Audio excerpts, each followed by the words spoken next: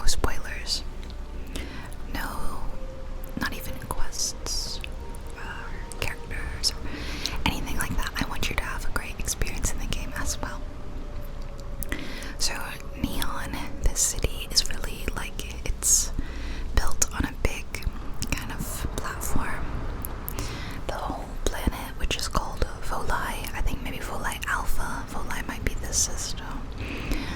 It's like a water planet, and if we look down, see, peek over the railing here, this is all water planet. So the planet was like founded, the city was founded by fishing companies, fresh fishery. And they're the ones that kind of own the city. So it's obviously a fishing-based city. And we'll talk a little bit more about that later. We'll look at it too. This is how you enter the city. You have to go through security and all that, just like entering most places.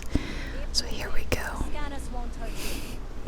You may hear a few people talking. Sometimes I turn off talking, and sometimes I turn it back on. So you'll hear both, a little bit of both. So we hop in this elevator, which I'm struggling a little bit on. Not only because I'm using my controller, but because I turned off the hood and all that, so I can't even see. I can't see what I'm doing. I just put my weapon away. So right off the bat, you see this big dragon, and it's for RØDE Industries. They've got offices here. This isn't really spoilers, by the way. I'm just kind of talking about the history and the city and all that. We'll be going in a few of these stores, but we won't really be talking to anybody. We are in what's called the core right now. This is the main city street, really. There's the middle part of the city where the market is and all the shops. And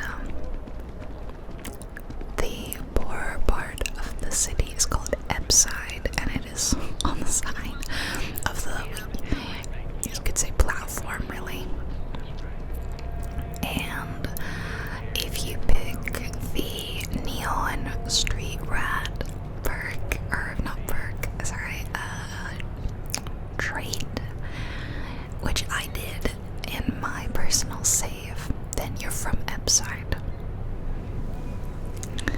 And Jubie did not take that, so a lot of these buildings, yeah, you can kind of go in them, but then there's like doors to other parts, so we'll walk inside a few places, but we'll never go into the buildings. We're just gonna look at this big cool dragon sculpture. It's very cool. I have been eating, sleeping, breathing Starfield, it feels like, ever since the game came out. I've been loving it so much, and I think I am almost done with the main quest, I believe. It's of course hard to say when you don't know the full story, so you don't actually know how far along you are, because obviously it's my first time playing it. I think a lot of people have not loved the story, but I do. And again, no spoilers, but I think it gets better as time goes on. So if you're, 2 or 3 hours into the game and you're like, sorry, that guard started talking to me really loudly. What was I saying? Oh, yeah.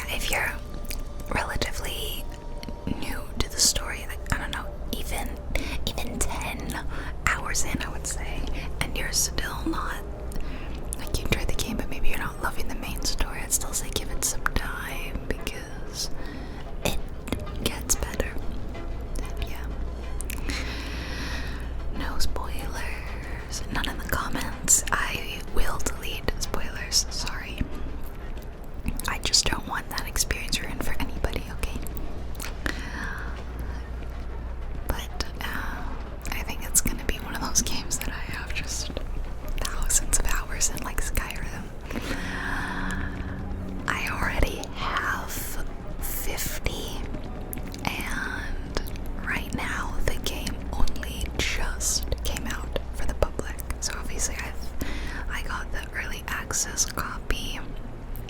So I've been playing it for several days, but I have 50 hours already. And you would think that I've been playing like every day, but actually one of those days I spent most of the day with my dad. So it was a long time that I wasn't playing even. Yeah. The replayability factor is strong with this one, for sure. You have to think about it as a Bethesda RPG though, instead of like a space game. Because if you want a space simulation game, it's not quite what it is. And I like the stuff in space, but I would say the things here on the ground and the different little settlements and cities are more fun. So this is one of a few, locations to go to. This one is a large city, and then there are small towns or like little civilian outposts. It ranges across different planets. This is Bayou. Do you think maybe he's got a bit of an ego? So Bayou's more or less the de facto leader of Neon, because Bayou's the like administrator of Xenofresh Fisheries, which, like I said, owns the city. So you'll hear that name and all that. This is where all the corporate offices are. You can see the names like on the side, and if you go up that door, you can kind of hear a bit of some like, dance electronic music softly in the background. Yeah, that's coming from the lounge upstairs. We're not going into the lounge because it is like a dance club, and doesn't really suit today's relaxing video. It's just a chill, calm, peaceful day in Neon. I will walk up the stairs more so you can hear the music a bit, but that's as far as we're going. You hear it? The Astra Lounge. You can also buy apartments and houses and stuff, just like in Skyrim. I want to own them all. That's my goal. I picked the dream home trait when I started my character, which gives you a house on its own planet. And downside is you've got a mortgage, 125,000 credit mortgage, which you don't really have to pay off. The way it works is if you want to go in the house, you pay 500 credits to unlock it for a week, but it's interest only. So, oh, and here's Galbank. Speak of the devils, they're the ones who have your mortgage, so it's the bank, system. They're everywhere. Speaking of everywhere, this is Terra Brew Coffee, just the Starbucks of Starfield. You can find Terra Brew everywhere, and you can go in and you can get a Terracino or stuff like that. And you can eat and drink those things in the game, and they give you buffs like health regen or O2 regen, or sometimes it's even things like your persuasion is better. I think that's like if you drink alcohol, so it's fun. One thing I really want, and I noticed this immediately that it's annoying, is that you have to pick stuff up and then eat it. Sometimes I see food lying around and I just want to eat it right away. I need them to add that, please. So now we're heading to Ebbside, which I told you about. It's on the outer rim of the city platform. And you can already see a big shift in the vibe there versus the vibe here. The vibe here is poor. Oh, there's a Junks here. I want to show you Junks.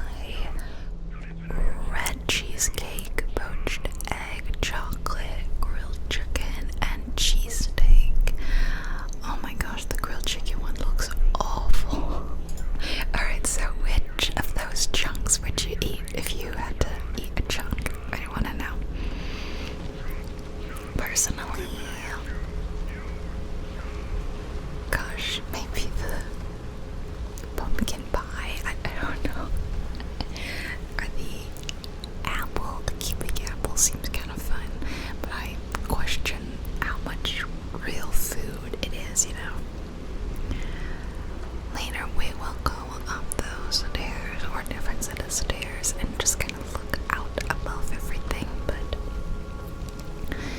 you may be wondering, how do people live here? Because you saw there's like apartments and whatnot in the core where the richer people live. How do they live in Ebbside? Oh, and that's our ship. Isn't that cool? You can see it. So technically, if I had like a really good jetpack or something, I could go over there. It'd have to be pretty good.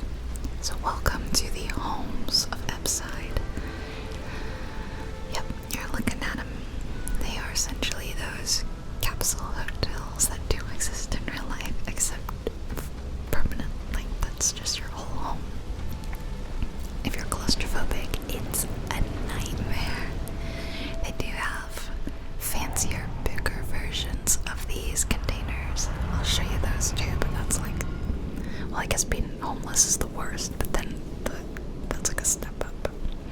So this is where my character's from, evidently, and I've created this like backstory for her that she scraped and did anything necessary, including illegal stuff, to get out of Ebbside and get off Neon in Volai, and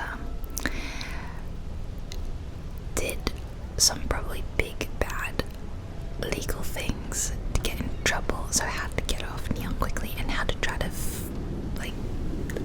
lay low. So she ended up taking some like legal jobs, like mining, becoming a miner, and that's why she was in the mining company at the very beginning of the game. So that was like my backstory that I came up with for my character. I just like doing that. That's one of my favorite things to do. Okay, so I think this is about a dead end. Let me just see. As you can tell, Neon is quite a large city. I almost don't want to call it a city. It's a big platform, really. It's a big fishing platform. But not only is there a lot to walk around in the exterior, but like I said, like there's a door right there. There's doors everywhere, and there's more things to do internally. So you could really spend so long on just Neon. And then there's a whole galaxy out there for other planets and places to explore. Truly, I love it. But I'm already really looking forward to like an alternate start mod where you don't have to start as a miner. I would love an alternate start here, like especially if you pick the Neon Street Rat perk. Let me start as a Neon Street Rat, you know?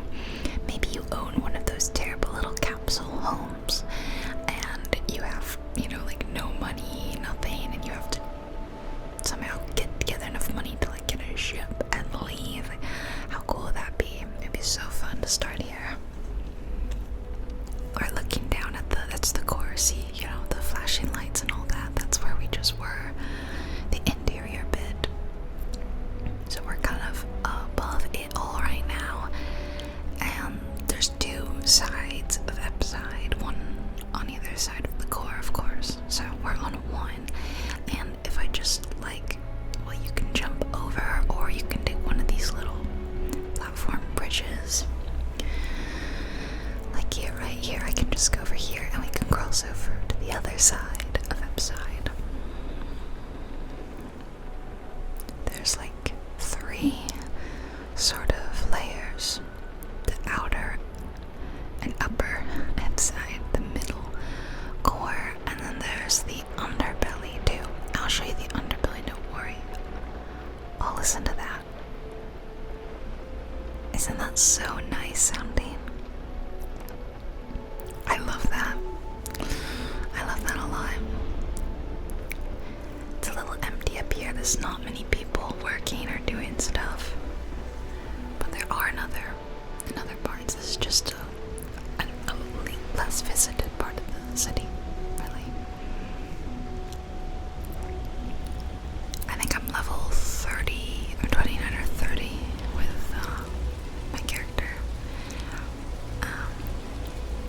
It's flown by the levels. And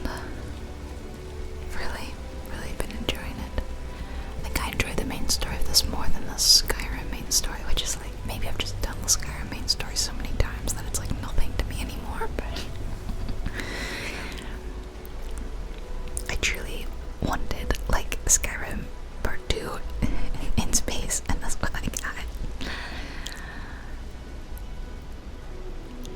And there's been a couple of Skyrim little jokes and references, and I've really been enjoying that. Just catching them whenever they come out, because this is my first Bethesda game that I've played at launch. I didn't really play Fallout 4. I think I tried it for like a day or two and I just didn't enjoy it, so I gave up. I realized that the Fallout titles are not for me, and I went back to Skyrim.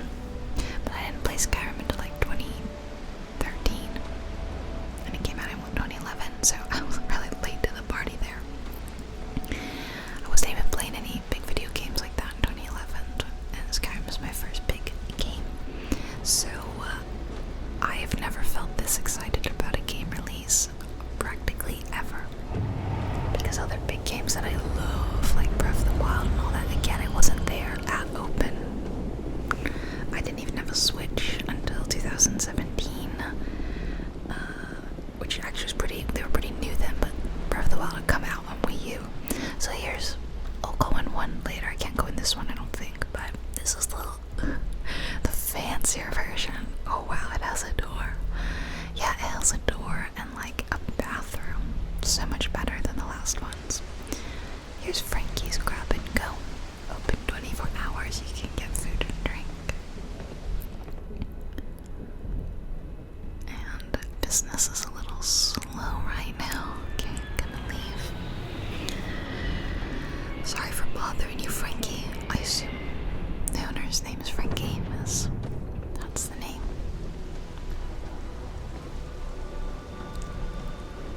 It doesn't always rain in Neon. I think it's quite rainy, which really helps the whole Cyberpunk vibe. You know, a rainy neon city, bright lights and dark skies, and I love it. I compare it to Cyberpunk 2077, which I didn't really play because the little I saw of it, I wasn't super interested, but I did enjoy the world. So while the world of Neon, the city of Neon, is not as large as the world of Cyberpunk 2077, which of course the whole game is in a huge Cyberpunk city, and this is just one city in a big game. But despite the fact that this is smaller, on a much smaller scale, I just feel that this world is a little more alive. There's more to do. I don't know, I've heard other people say the same thing, that this is better than Cyberpunk 2077, just Neon alone. Here you can see inside, there's a little bed, there's like a little shelf area over here, and then there's a bathroom, air quotes. Yep, luxury compared to the capsule ones.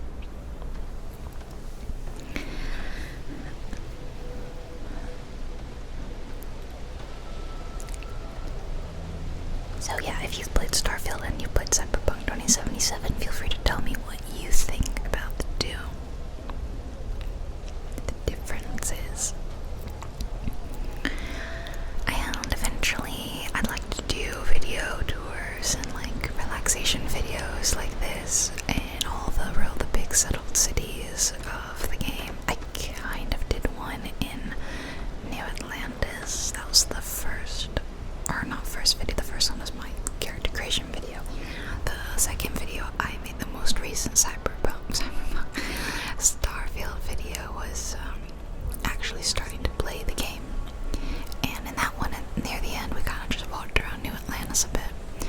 I was still relatively new to New Atlantis. Like, I was still new to the game, so I didn't really know my way around a lot or know what to say. But now that I've got 50 hours under my belt, I'm an expert. No, not quite an expert, but smoggy.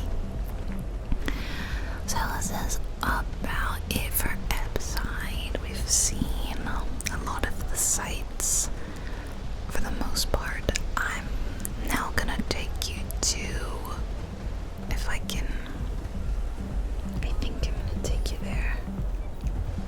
Oh, can you hear that music? Yeah, there's another, like, well, there's kind of one on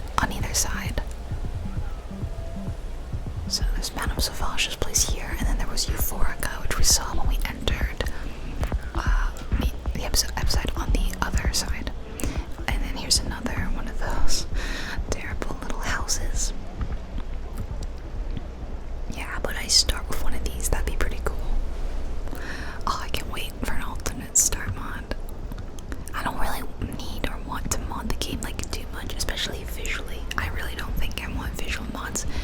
I don't know what you think, but I think the game looks incredible.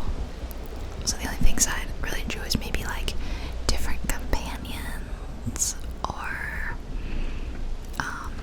new little silly quests, or I always say quests, but I think they're called missions. Yeah, alternate start, just stuff like that. Because you know I don't want to start as a miner every time. Yeah, anything else? I don't know. But the game is so good as is that.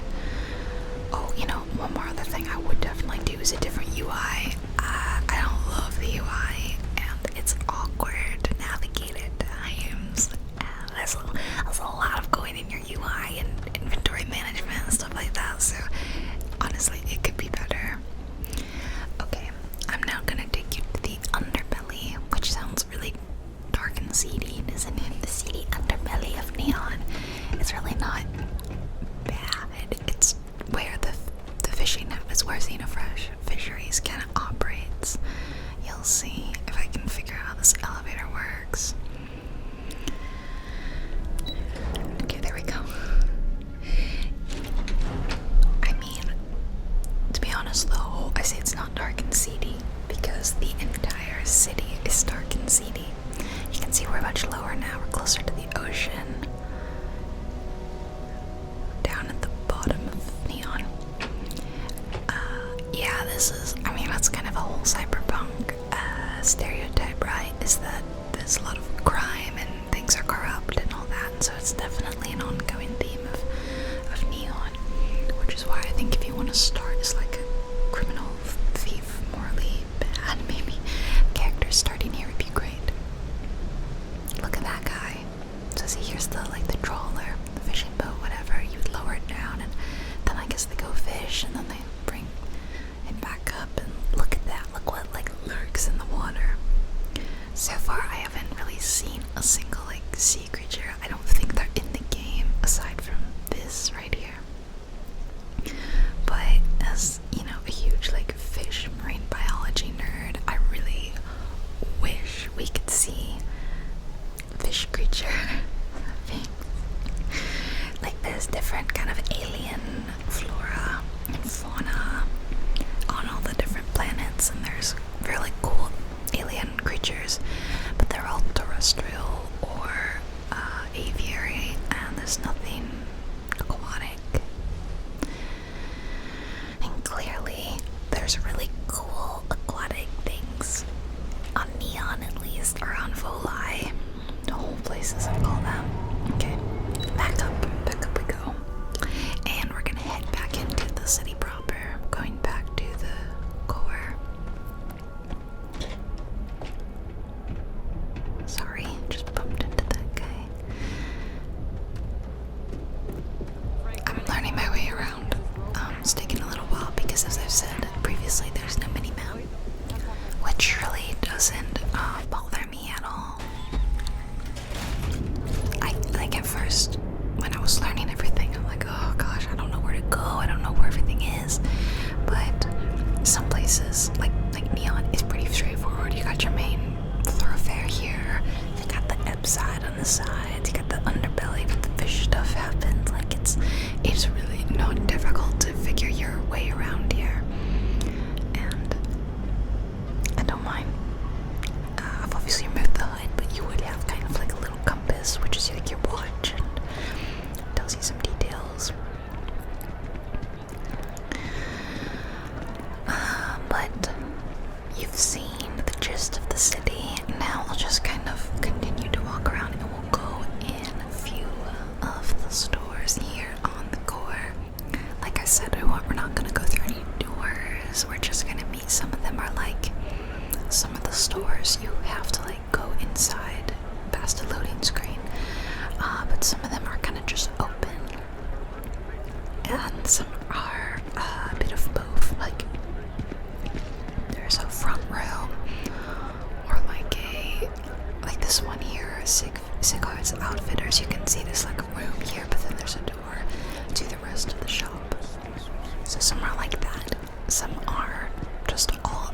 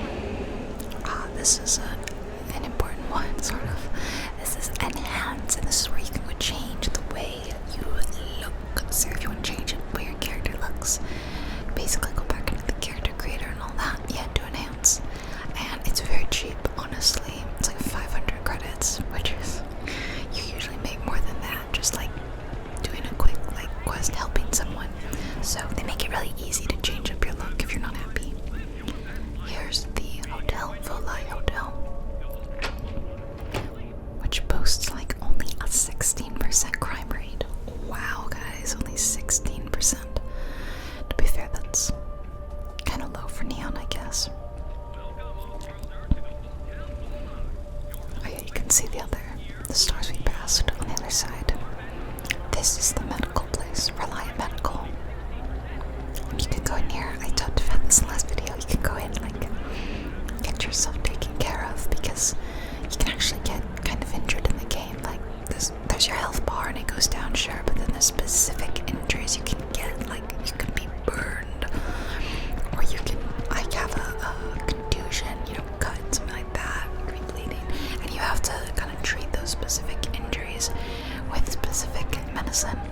If you don't have that, you can go to the doctor and they'll fix you up, or you can buy medicine from them, which is cheaper. Like I said, here's the Trade Authority, and they are everywhere. They're in all the cities and settlements and all that. Well, maybe not all the settlements, but they're pretty well known as where you can go unload your junk, and you can unload your illegal stuff. Illegal. Yes, if you find yourself holding on to something questionable, the Trade Authority will take it. And the mining link. The Freestar Rangers next to them. You can join them, which I have not done. I haven't really joined any factions or done anything like that, so looking forward to trying that out in the future. I think this is like a weapons and ammunition store. And this is the apartments. Sorry. Rented apartments, which I was telling you about earlier. If you got more money, you can have an actual apartment. And I assume you, as the player, can buy one of those apartments. I have not. And then you can buy one of the terrible little pod things.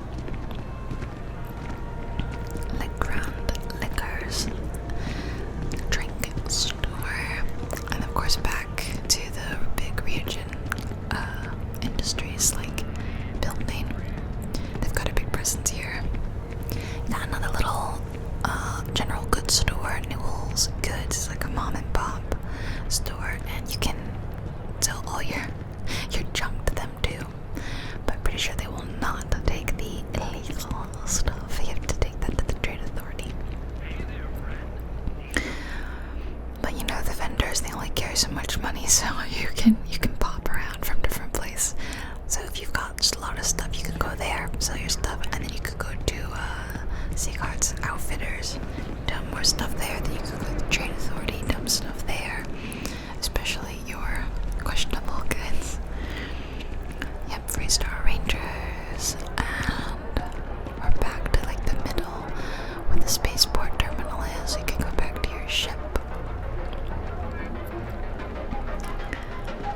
Have we been in everything everywhere?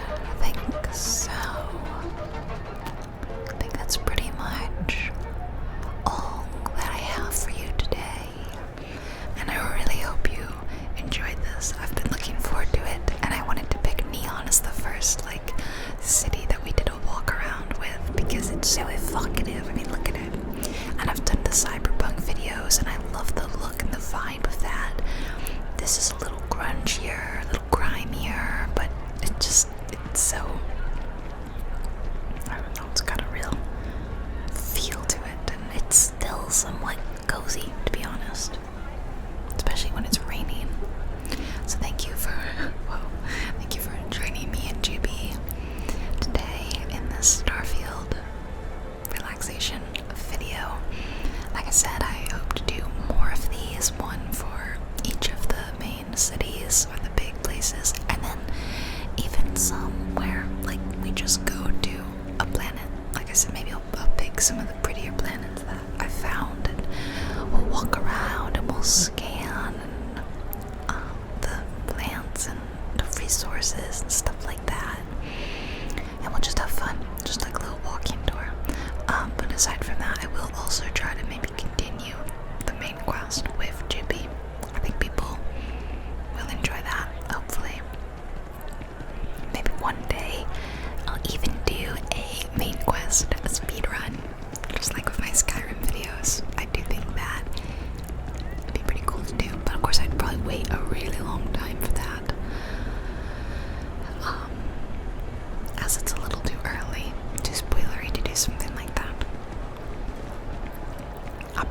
Starfield playlist soon. I can put everything in there. You can see it in one easy place. So check that out. And if you're not subscribed, it'd mean a lot if you subscribe